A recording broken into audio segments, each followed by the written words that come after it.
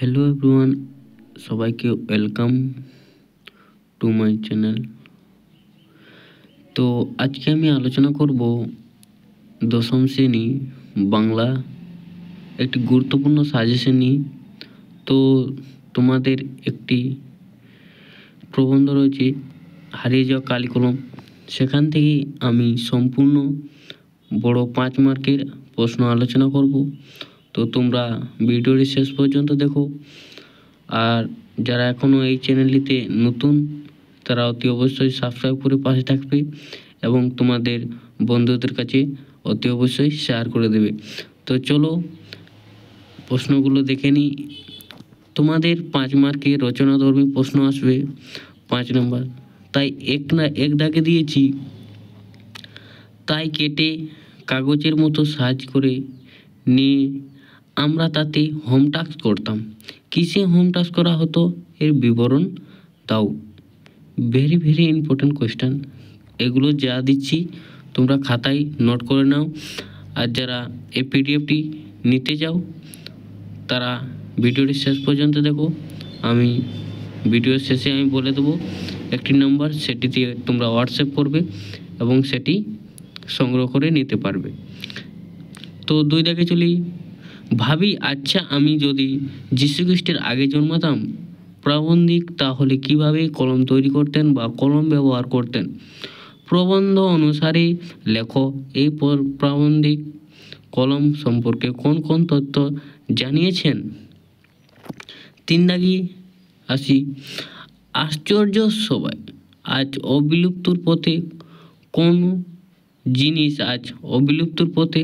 এই বিলুপ্তির কারণ কি? এই বিষয়ে লেখকের মতামত কি ছিল? অথবাতে কোশ্চেন দিয়েছি, একে উত্তর হবে, তোমরা এটাও করে নেবে।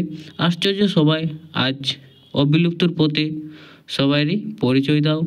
উল্লেখিত বিষয় প্রবন্ধ বলেছেন। একটু টাইপিং ফোন থেকে করেছি তো একটু মিস্টেক হয়ে গেছে, আমি ক্ষমা প্রার্থী, তোমরা এগুলো ঠিক করে নেবে। কিসের বই আজ অবিলুপ্তর পথে আলোচনা করো। 4 দাগে দিয়েছি, সব মিলিয়ে লেখালেখি রীতিমতো ছোটোখাটো একটা অনুষ্ঠান। উক্তিটির প্রাসঙ্গিকতা ব্যাখ্যা করো। এই যে 4টি কোশ্চেন দিলাম। চলো এবার 5 দাগে। সবাই এখানে লেখক, কিন্তু আমি ছাড়া কারো হাতে কলম নেই। এখানে বলতে কোথাকার কথা বলা হয়েছে সেই জায়গাটির বিবরণ দাও। লেখক সেই, সেখানেও কারো হাতে কলম না থাকার কারণ কি? এই যে 5 দাগের কোশ্চেনটি তোমরা টেস্ট ও ফাইনালের জন্য গুরুত্বপূর্ণ, এগুলো তোমরা সবে করে যাবে। অথবাতে আরেকটি কোশ্চেন দিয়েছি, সেম উত্তর হবে, আমি যেখানে কাজ করি সেটা লেখালেখির অফিস। লেখালেখির অফিস সম্পর্কে প্রাবন্ধিক যে বিবরণ দিয়েছেন তা নিজের ভাষায় লেখো। 6 দাগে দিয়েছি, মোগল দরবারে একদিন তাদের কত না খাতির, কত না সম্মান। তাদের বলতে কাদের কথা বলা হয়েছে? তাদের খ্যাতি ও সম্মানের পরিচয় দাও। অথবাতে আরেকটি কোশ্চেন দিয়েছি, যারা ওস্তাদ কলমবাজ তাদের বলা হলো ক্যালিগ্রাফিস্ট বা লিপি কুশলী। প্রাবন্ধিক অবলম্বনে ক্যালিগ্রাফিস্ট বা লিপি কুশলীদের পরিচয় দাও। এই যে কোশ্চেনগুলো দিচ্ছি, এই কোশ্চেনগুলোর উত্তর যদি তোমরা না পারো তো আমাকে কমেন্ট সেকশনে জানাবে, আমি উত্তরটা দিয়ে যাওয়ার চেষ্টা করব। আর আমাদের কোচিংয়ে যারা পড়ো তাদের তো আমি অবশ্যই এই কোশ্চেনের অ্যান্সারগুলো সব লিখিয়ে দিয়েছি। আর তোমাদের যদি এই উত্তরগুলো পেতে চাও তো আমাকে কমেন্ট বা যে একটি লাস্টে ভিডিওটি দেখে লাস্টে একটি নাম্বার বলে দেবো, সেটিতে হোয়াটসঅ্যাপ করবে, উত্তরগুলো আমি দিয়ে দেবো। তো আর চ্যানেলটি নতুন হলে সাবস্ক্রাইব করে রাখবে ভাই।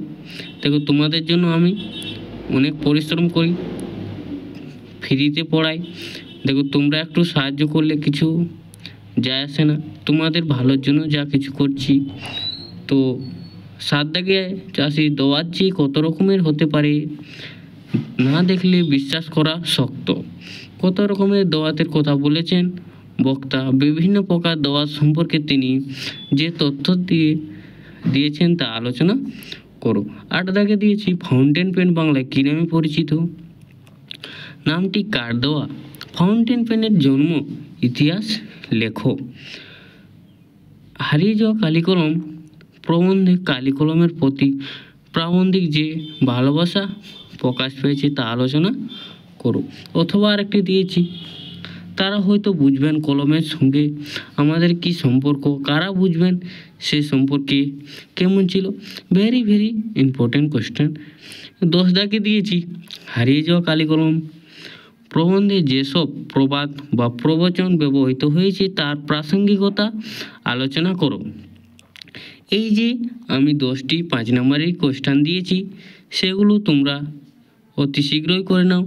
টেস্ট ও 2026-এ যারা মাধ্যমিক দেবে তাদের জন্য হারিয়ে যাওয়া কালিকলম থেকে এই প্রশ্নগুলি গুরুত্বপূর্ণ।